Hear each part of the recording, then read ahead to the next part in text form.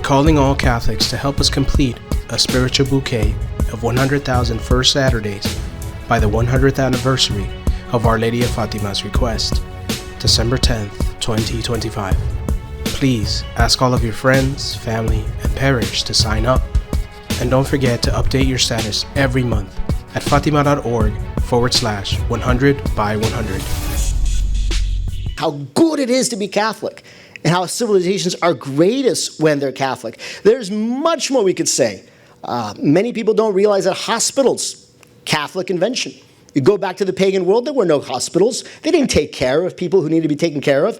It's St. Basil the Great, the Cappadocian father, who starts the whole system of hospitals because he started the monastic rule in the East, and it was the monasteries that basically began creating hospitals to take care of people. And that became a norm in the East, and then St. Benedict of Nursia, who brings monasticism to the West, brings that kind of culture also. Same thing, for example, with schools.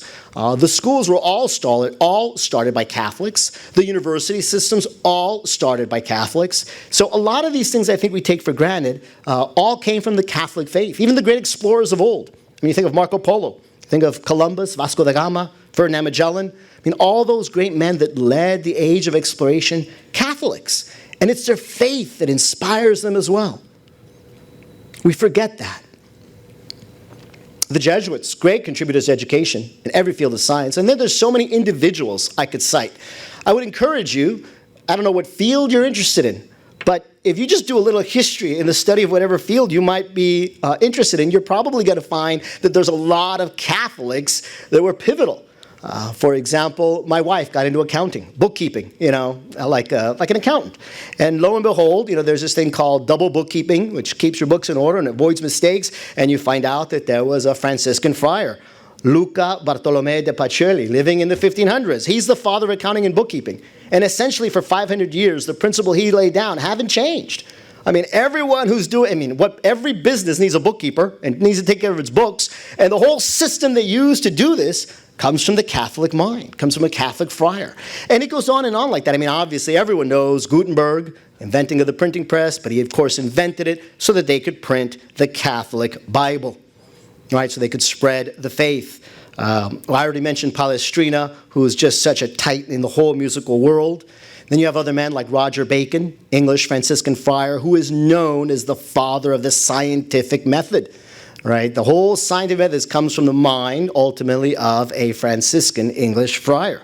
And he was into everything. I mean, mathematics, optics, astronomy, but again, very well known for being the founder of a scientific method. And then so many scientists. I mean, Nicholas Copernicus, right? Blaise Pascal, Georg Mendel, founder of geneticism. I mean, we can go on, and there are lists. You could look them up. So many Catholics instrumental. Scientists as well, because, people like to say, believe the science. Say, well, it's true if it's true science. Then you believe the science, but that's because it's based on what God has built.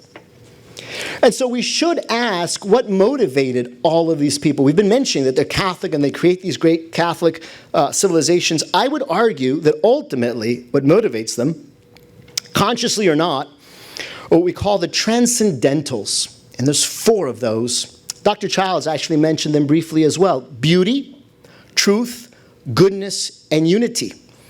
It's important to recognize these. They play a very important role because, in my opinion, for our world, this is the strongest argument for God's existence. Yesterday, Kevin also mentioned in the Q&A, right, the whole prime mover. And that's a little intellectual, and a lot of people don't quite get that. But I think everyone gets beauty, truth, and goodness. And the way St. Augustine used these to prove God's existence is he basically said, these are universal things that every single one of us desires. We all want beauty and truth. We all want goodness. No one wants to be lied to or wants evil done to them.